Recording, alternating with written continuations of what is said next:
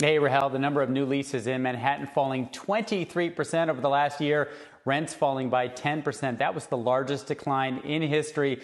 But the most troubling sign right now for the nation's largest rental market is the number of empty apartments. There are now 13,000 apartments listed for rent in Manhattan. That is an all-time high and more than double last year's total. Now, this is especially bad news for New York since July and August are usually the strongest month for rentals as families prepare to go to school.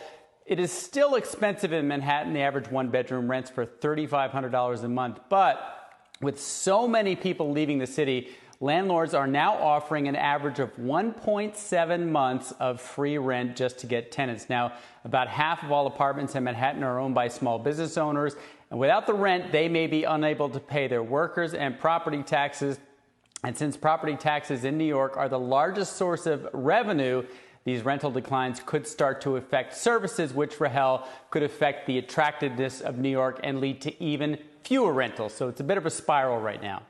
That's interesting. And then, Robert, I would also imagine that for these small business owners, especially if you have fewer tenants, it becomes obviously harder to pay your mortgage.